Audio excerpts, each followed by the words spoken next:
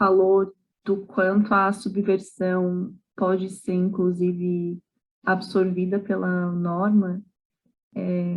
Eu tinha pensado isso também anteriormente, quando a gente estava se apresentando, tu contou sobre a tua pesquisa e tu estava falando sobre as saias calças. Saia calção.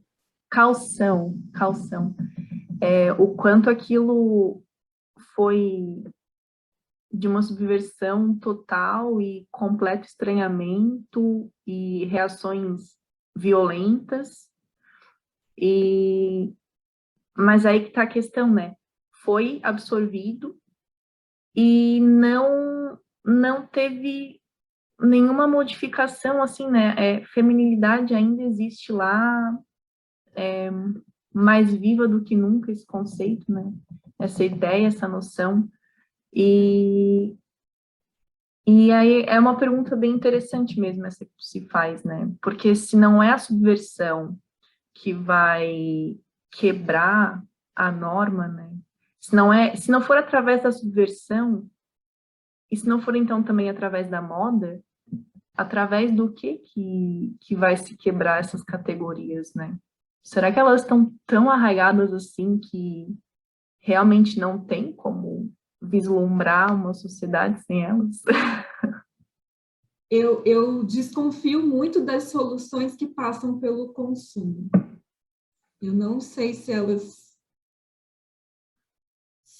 têm um efeito a longo prazo que a gente deseja, que a gente gostaria que tivesse. Então, as soluções que passam pelo consumo, pelo mercado, e que não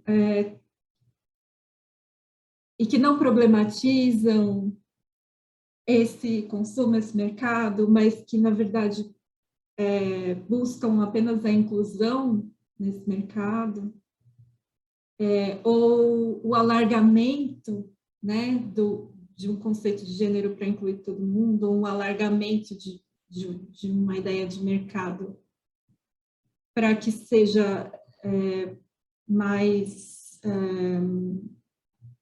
mais confortável para mais pessoas, para mais classes. Eu acho que são medidas que podem ser boas a curto prazo, porque tem pessoas que não conseguem arrumar uma roupa para comprar, né? Ou tem pessoas que não têm, que precisam ser incluídas no mercado de trabalho, tem pessoas que precisam que o trabalho tenha condições melhores, enfim. Então, eu acho que essas soluções, elas estão muito focadas nesse momento imediato, mas aí, para mim, fica a pergunta, mas e aí, e depois? O que acontece, né? A gente vai viver um capitalismo, uma nova versão de capitalismo, de colonialidade? Não sei, né? Tentando mudar um pouco do que eu penso de moda para essa coisa mais de mercado, né? Que eu estou chamando então de moda colonial.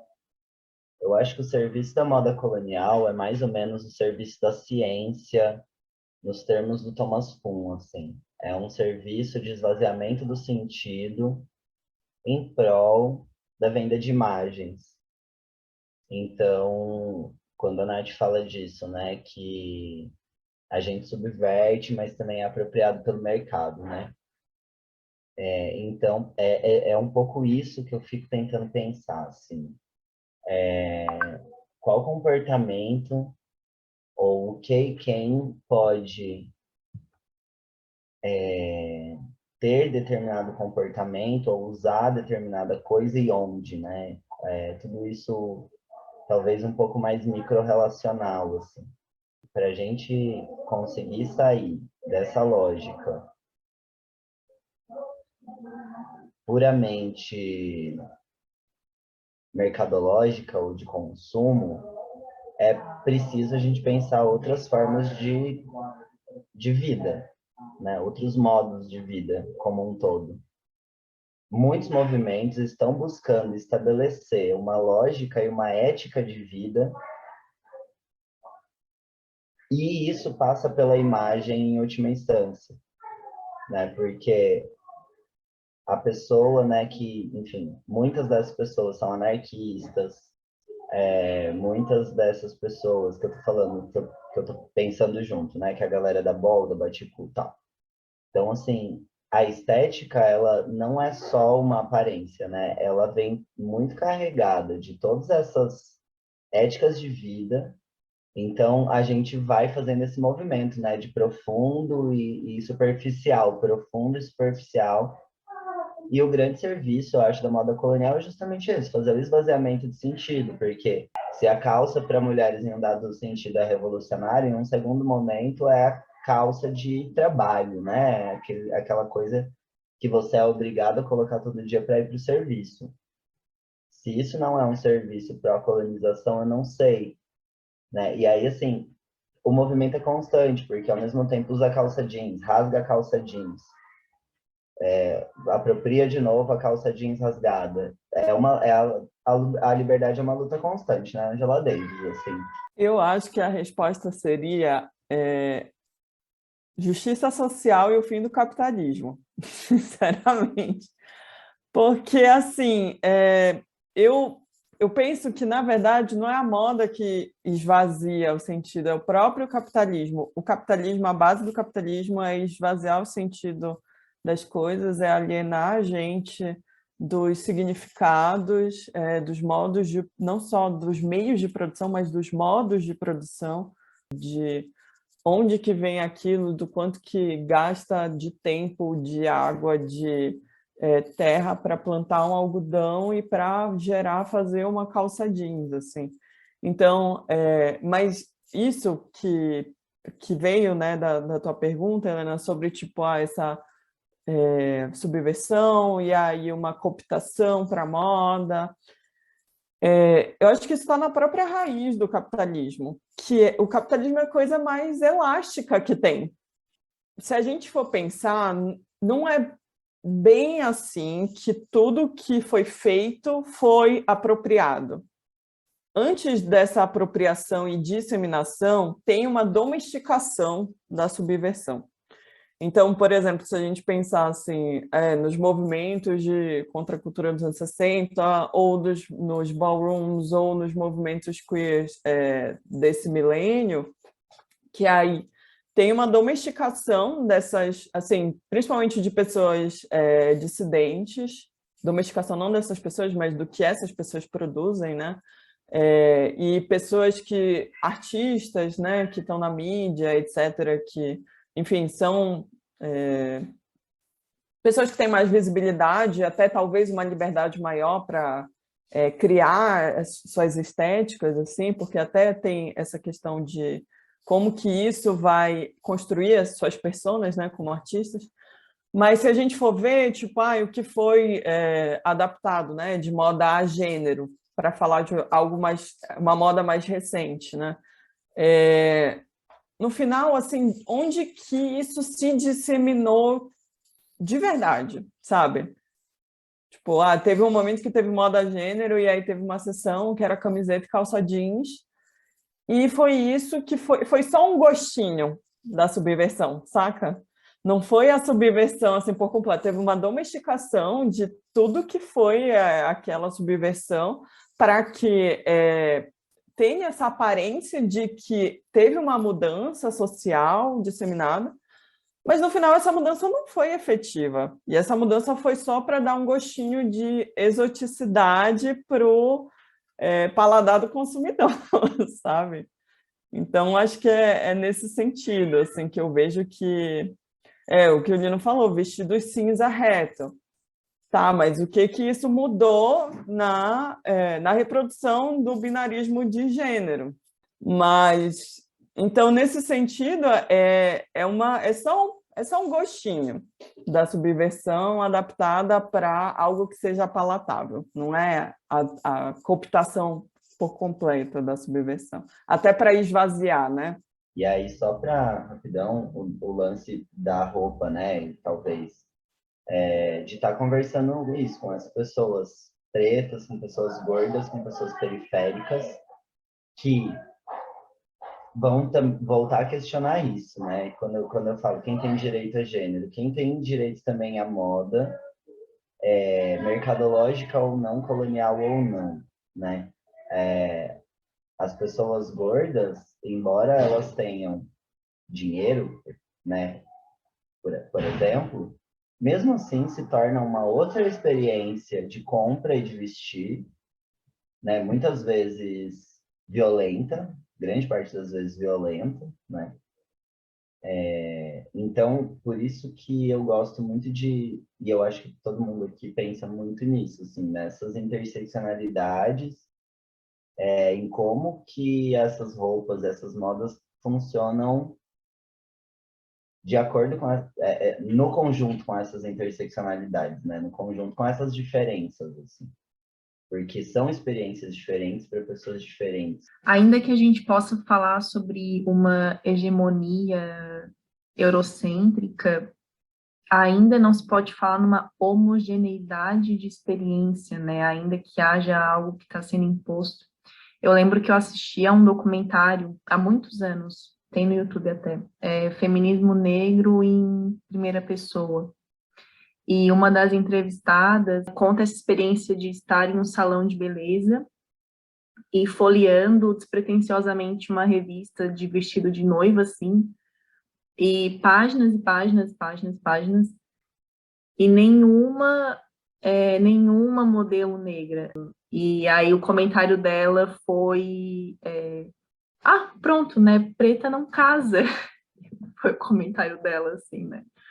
E, enfim, e é óbvio que casa, só que, né, como na vinculação de todo esse ideal e ideia de casamento e coisa assim, essa experiência, ela é inexistente no imaginário, né? Realmente, como assim, por que que um editorial e por que que esse nicho de consumo teria que ser direcionado a essa pessoa, né?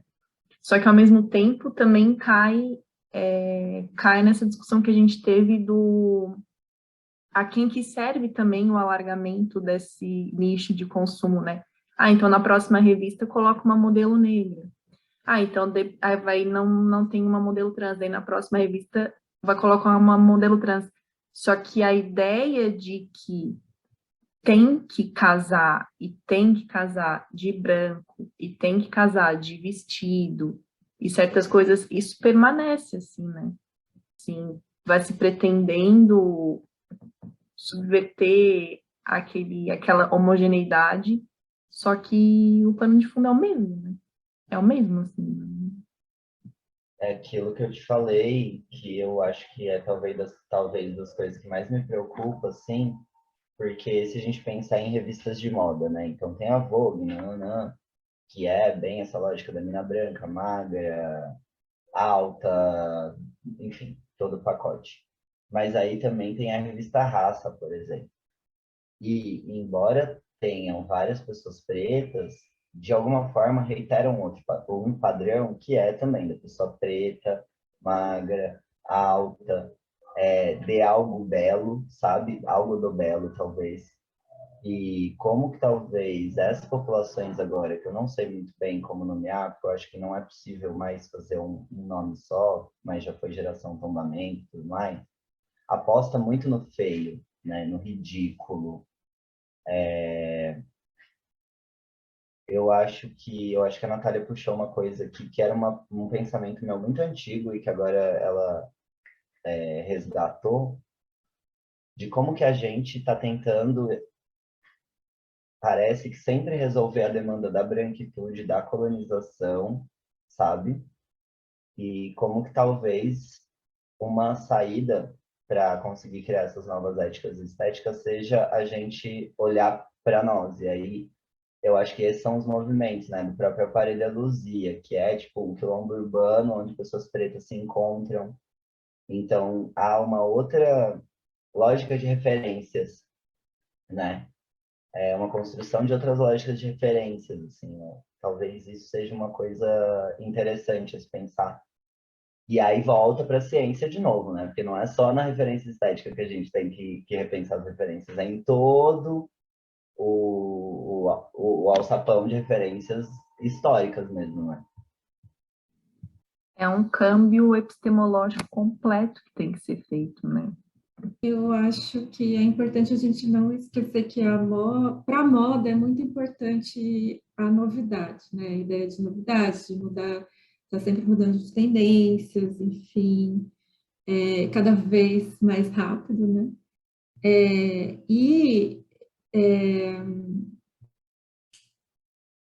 esses assuntos dissidentes, eles também alimentam essa fome pela novidade da moda, né? Então, quando as revistas as revistas de moda começam a trazer mais modelos negras, ou a gente tem no meio da moda algumas modelos trans, que são super famosos, mas você pode contar nos dedos, né? Então, a moda, ela precisa dessas subversões para trazer novidade, né? Para trazer assunto, para trazer mudança. Né? Mas é uma mudança dentro dos moldes da moda, é essa mudança de estação. Daqui a pouco sai de moda e entra outra coisa no lugar. Né? E eu acho muito interessante pensar a partir da Michelle Michetti, que ela faz uma análise do campo de moda e de como o norte e o sul global se relacionam nesse campo de moda, de tal forma que a moda de Londres, Milão, Nova York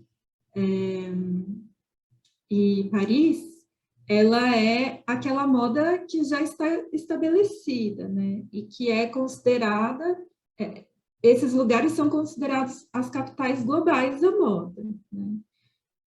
Isso não impede que de vez em quando tenha um estilista brasileiro desfilando em Paris, que de vez em quando tenha um estilista africano ali, que de vez em quando, inclusive, tenha uma marca não ocidental no seleto grupo da alta costura de Paris. Isso oxigeniza a moda. Né? A moda está pegando essa diversidade a conta-gotas para se atualizar, para se manter sempre atual. Né? Mas o problema é que essas relações, elas têm um desequilíbrio de poder, né? Porque isso não quer dizer que a moda do Brasil vai ser tão valorizada quanto a moda na França, se um estilista brasileiro tiver ali, né? Ele está ali para trazer o gostinho de novidade. Ele não está ali para ser... ele não recebe a mesma legitimidade e o mesmo reconhecimento que a moda francesa recebe ao trazer esse estilista. Né? Então, eu acho que é muito interessante pensar a partir também esse papel de administração de diversidades que a moda tem também a nível global. Eu gosto muito disso e eu queria só tentar expandir assim muito rapidamente, mas o como que há um jogo inverso, por exemplo, dessas personalidades trans e negras, principalmente no funk, e como o funk como os artistas funk, por exemplo, recebem muito mais nas turnês pela Europa do que quando está trabalhando no Brasil. Então, o trabalhar e fazer sucesso no Brasil é um modo de ir para a Europa, fazer sucesso e ganhar dinheiro em euro. Assim como a Anitta, por exemplo, está tentando expandir a sua carreira, né, tanto na América Latina quanto nos Estados Unidos, e da lógica dos jogadores de futebol. E aí volta tudo, né? Então, do vestuário, grande parte dessa molecada usa os uniformes da galera do futebol, dos brasileiros que estão jogando no Real Madrid. Então, sim. Exploram daqui para depois vender para a gente em euro, né? E aí a gente absorve porque é importado.